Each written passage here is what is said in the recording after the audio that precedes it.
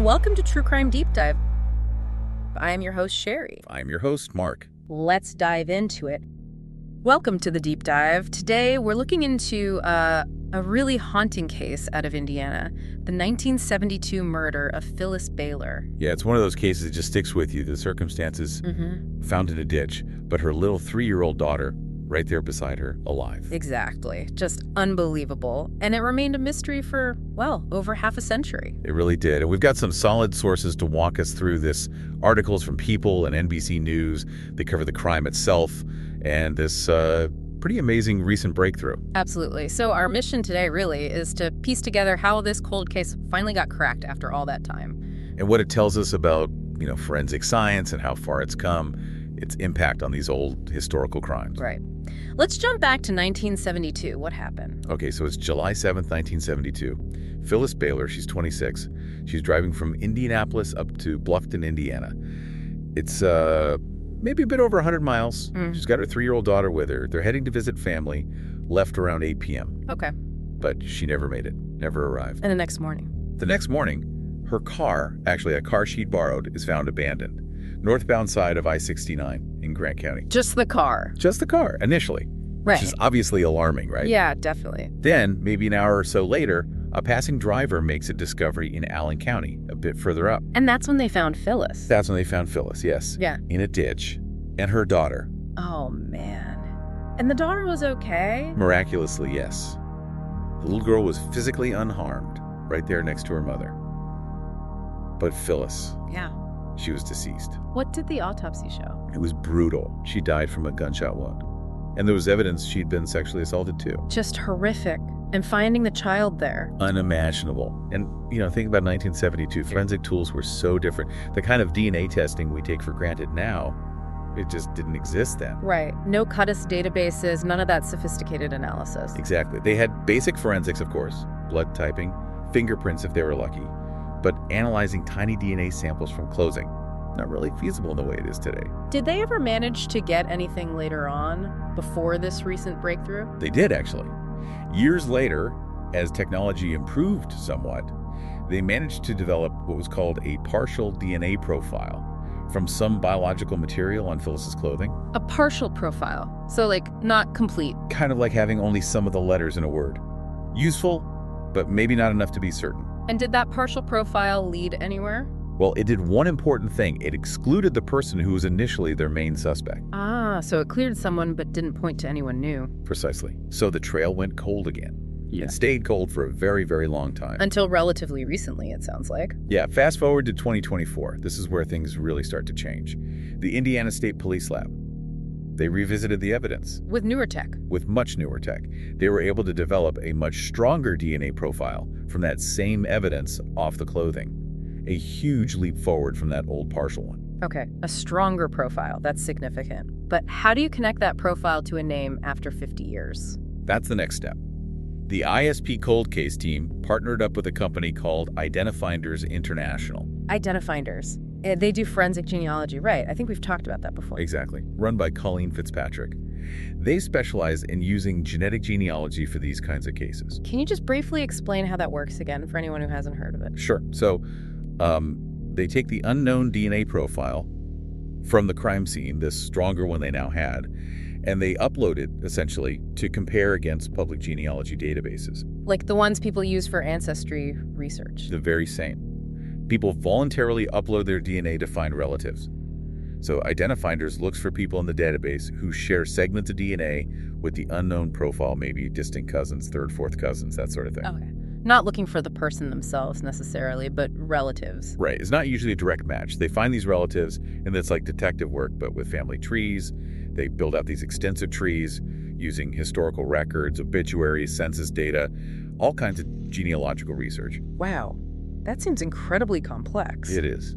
Very painstaking. Yeah. They're basically mapping out families connected by DNA, trying to narrow down who within those family networks could possibly be the source of the crime scene DNA, based on age, location, things like that. And this process, it actually worked in Phyllis Bailer's case. It did. After all that work, comparing the strong DNA profile and building out those family trees, they landed on an identification in early 2025. After more than 50 years, who was it? The man they identified was Fred Allen Lineman. Fred Allen Lineman. Back in 1972, at the time of the murder, he would have been 25 years old. And crucially, his DNA profile, identified through this genealogical process, matched the DNA found on Phyllis Bailer's clothing. The DNA link, finally. Did they establish any connection between him and Phyllis? Did they know each other? According to the investigators, no known connection. Nothing obvious linking them. Huh. So potentially a crime of opportunity. It seems possible. They did find out Lineman had a criminal history, though, including things like car theft. Okay, so not exactly a law-abiding citizen. And where was he from? Was he local? He was born near Anderson, Indiana, which is maybe about 40 miles or so from Indianapolis, where Phyllis started her drive. So he was definitely in the general region. Geographically plausible, then? Criminal history? And the DNA match seems like a strong case developing. A very strong case. But there's another twist to this story. Oh. Fred Allen Lineman couldn't be arrested or charged. Why not? Because he was already dead. He died years ago. You're kidding. When did he die? He was murdered himself back in April 1985 in Detroit. He was only 37 at the time. Murdered? How? The reports say it was pretty violent. He was apparently beaten with a baseball bat during some kind of argument about property. Then his body was set on fire in a dumpster. Good grief, that's intense. Were people charged for his murder? Yes, 2 men were charged in connection with his death back in '85. So, the man police believe killed Phyllis Bailer met his own violent end just, 13 years later? About that, yeah. A grim kind of symmetry, I suppose. But it means no trial, no conviction for Phyllis's murder. Wow. So the police are confident it was him? They seem very confident. The authorities stated publicly that if Lineman were alive today, the Allen County Prosecutor's Office absolutely would have filed murder charges against him based on the evidence they now have. I can't even imagine how the family must have felt hearing this news, identifying the killer, but he's gone. It's incredibly complex, isn't it? The articles mentioned Phyllis's husband at the time, Richard Bailer.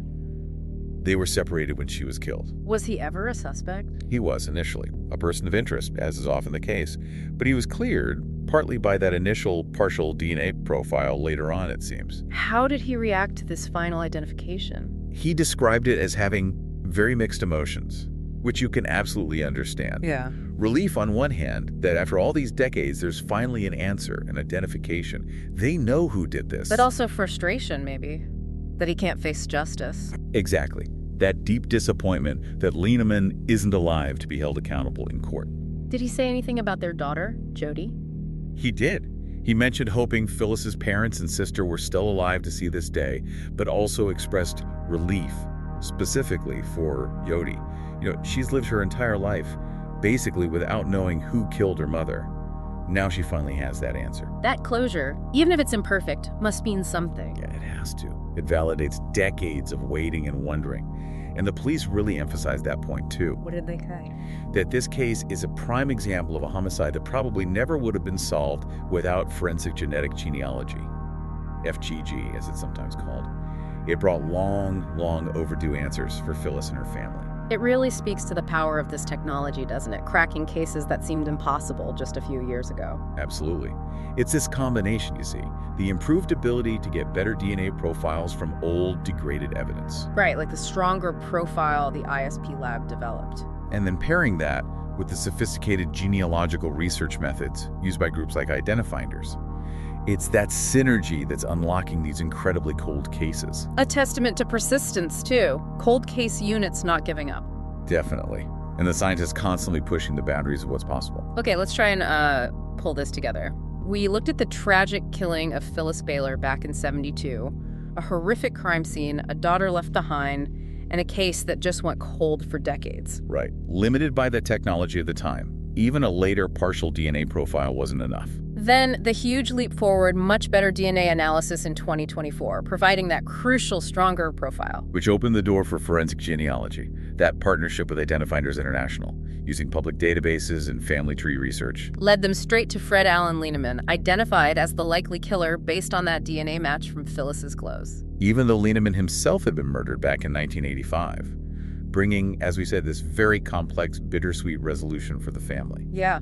Answers, finally, but no courtroom justice. but it powerfully demonstrates the impact of these new forensic techniques, offering hope, really, for other families still waiting for answers in long unsolved cases. It really does, and it leaves us with something to think about, doesn't it? This rapid evolution of science, how it's constantly changing our ability to understand the past, to pursue justice, even decades later. Makes you wonder what other mysteries are out there just waiting for the right key, the right technique to finally be unlocked. Exactly. What else might come to light? A really powerful thought to end on. New episodes are going to be released every Tuesday and Friday. Simple but essential. Simple but essential information for staying up to date. Foundational piece of knowledge. You got it. And with that knowledge, you can engage with our content on your own terms, on your own schedule. That's the beauty of it. That's right. So with that in mind, think about this now that you know exactly when to tune in. Think about the future. What burning questions do you have out there? Yeah, what topics are you hoping we'll explore in future deep dives? What sources are just sitting in your archives, just waiting to be unpacked? We're ready. Waiting to have their secrets revealed. Send them our way. Send them our way. We're always ready for our next dive. Always. Guided by your curiosity. Yeah. So until then, keep diving. Happy listening. And we'll see you soon. See you next time. Take care. Bye.